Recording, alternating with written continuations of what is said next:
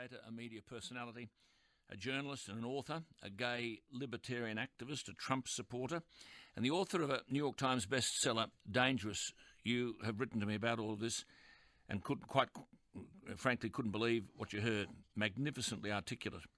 You would have thought that someone like this, who attacks the politically correct, who challenges identity politics and gender fluidity, and a whole heap of other nonsense, you'd think that Australia would welcome this injection of ideas rather than be threatened by them. Instead, and it's the reason I'm going to speak to him today, there's been an almost universal ban on providing venues where he can speak, and indeed even hotels where he can stay. And of course the widely reported violence last night in Melbourne.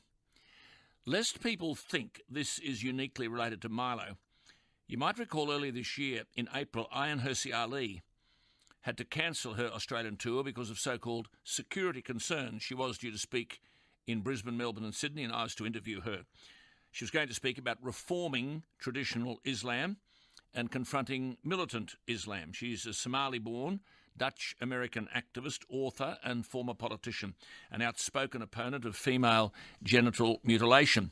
But then the organisation hosting her, Think Inc., said it had been harassed about her appearance.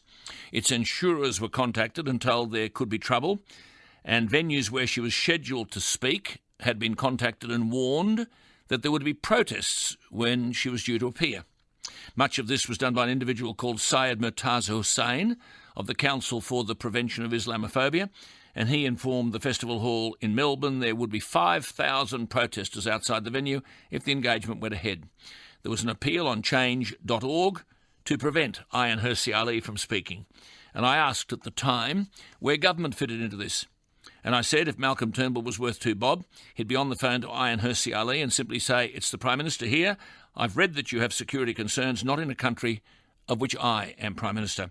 And he would say, "I want you to come to Australia, and if I have to use the army, the military or whatever, I can guarantee there will be no concerns about your security or your safety. In a country that I lead, I'm not going to put up with these sorts of threats to free speech, and I'll prove it by guaranteeing your safety in Australia." That's what a Prime Minister, not Malcolm Turnbull, any Prime Minister should say. And if you can't say that, we're in big trouble. No one should be frightened from speaking or of speaking in this country. And if we can't guarantee the security of people like Ayaan Hirsi Ali or Milo Yiannopoulos, then we forget about boasting a commitment to freedom, let alone freedom of speech. There were appalling scenes in Melbourne last night, but it was the left at it again. Violence in order to silence Milo, the articulate young man of conservative views, of course sometimes provocative, always brilliantly articulate. But this is the way of the world now. The left don't want to win the debate. They want to halt the debate before it begins. So you throw bottles and rocks and ignite fireworks. We saw it, of course, in the Tony Abbott fundraiser at Redfern a couple of weeks ago, and now here with Milo. There were about 100 police. My argument is simple. You put as many police on duty as you need. We have to reassert before it's too late the right to free speech in this country or we're dead ducks. Milo's been conducting a sold-out tour in Australia. Tickets virtually sold out before he left America. But you wouldn't know he was in this country. Are we frightened of giving some kind of coverage to his ideas? Are we frightened of his capacity to articulate? Are we frightened of the fluency and the potency of his message? His crime? He doesn't conform with what the left expect. Have you read anything about this man in the papers? Have you seen him on TV? He campaigned for Donald Trump, that's a crime. He's a Conservative, that's a crime. He won't play the victim card, that's a crime. But he's on the line from Melbourne. Milo, good morning to you. Good morning, how are you? I'm not too badly. How did you go last night? There was a lot of carry-on, wasn't there? Well, I was fine because I, of course, was whisked out the back entrance in a big truck surrounded by large men. But there was a lot of kerfuffle, as we say, out front. It was not, as the newspapers, as, Fairfax media outlets are reporting it, a clash between far left and far right. This was the left showing up, being violent to stop people's speech. The problem you have is you're articulate, you're interesting, you're unapologetic, a clear thinker, and apparently that frightens some people, not just in this country but around the world today. It's a sad state of affairs, isn't it? Yes, I mean, Ayaan Hirsi Ali that you mentioned earlier, let's be completely clear, she is known for two things primarily. One is advocating against female genital mutilation, and two, she wants a reform of the more extreme, violent political branches of Islam. These are two missions, if you like, two life missions, completely beyond criticism. They are so noble and so terrifying to the left. For what reason? This is the left. The left is saying we will not allow a woman to speak who doesn't want young girls to be cut and advocate against political violence. Now, you know, that for me is such a shocking thing that she would have to cancel a tour down here. I mean, I can be provocative and all the rest of it. I'm aware of that. But for the two of us, in our own different ways, I know that I can, you know, wind people up on purpose, but she is so beyond reproach. She's such a mild-mannered and decent person. If you can't accommodate either of these two people in your country without violent scuffles breaking out, you have a real serious problem when it comes to free expression and free inquiry. Absolutely. And that's a problem not just for, you know, the population who are prevented from having a full range of opinions and thoughts they can consider and decide between, but it suggests something about a deeper malaise in the state too. I mean, it suggests that, you know, about all kinds of things about what children may be being taught, about what kinds of opinions are acceptable in the media, about all kinds of other things about Australian society. It doesn't speak highly of the country.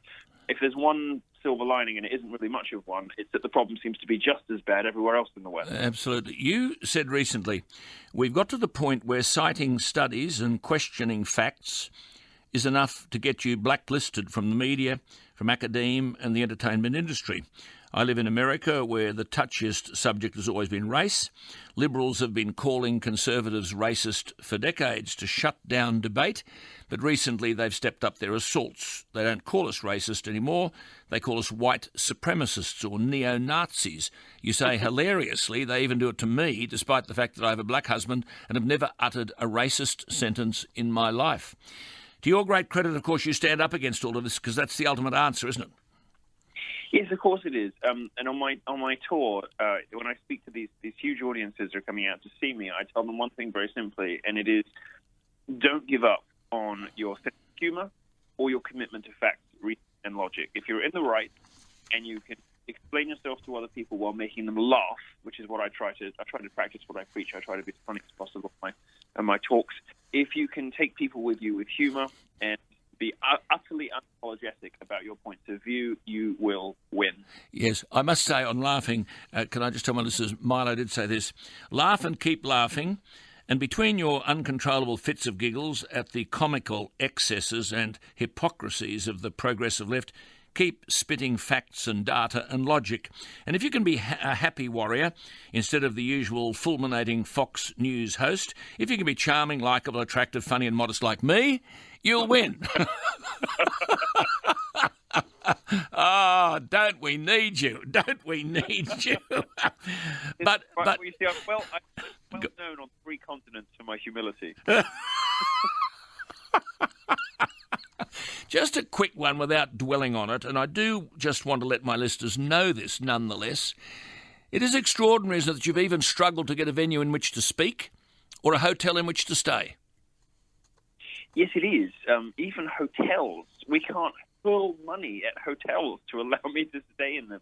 I mean, from a hotel's point of view, I guess maybe it's a property damage thing. From the venues, they're worried because the left holds this Damocletian sword over the heads of anyone who will allow conservatives to speak, particularly conservatives who are effective and who attract the feral left, because the left has the power of reputational damage over them. The left will say, we will associate your brand, we'll associate your venue, we will associate you in the public imagination with the worst conceivable crimes, with neo-Nazis and pedophile apology and all kinds of other deranged applications. And we will attempt to make the name of your business synonymous with the most evil and depraved things in life. This is what the left does. It is not just a system of name-calling, it's a system of allegation against people on the basis of no evidence whatsoever, used to bully and to intimidate and to get what they want, not through reason and persuasion, but through intimidation and accusation. Extraordinary. You said, Milo has said, instead of persuading us, which they can't on the facts, they bully, manipulate and intimidate us into pretending we agree with them. Then they shriek in horror when we turn around and vote for Brexit or Donald Trump just to spite them. Well, there is a sense, isn't there? There is. I mean, I get a feeling that many voters in the US were lukewarm on Donald Trump, but they were so sick of being told what to do, sick of being told what language they can use, sick of the school marmish nannying from the left, and even from some establishment Republicans too, that they just thought, you know what, I'm going to vote for Trump. Who cares? That's right. But you did say this.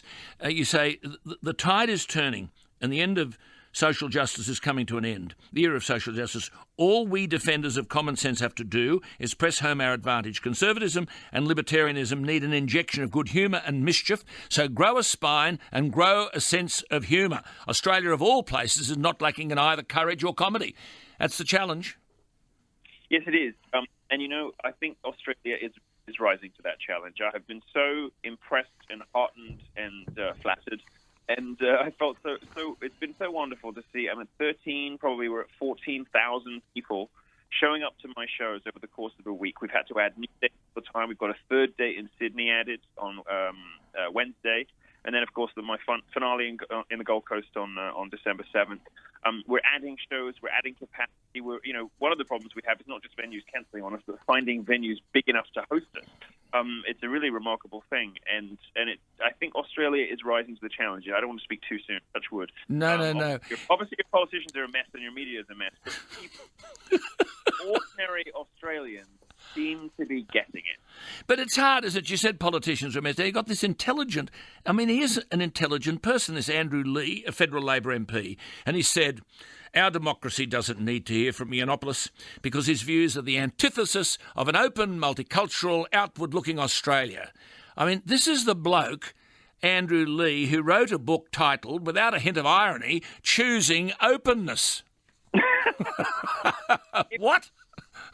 Excuse me, Mr. P. If a gay Jewish immigrant with a black husband isn't diverse, what do you want? I don't know what it is. I mean,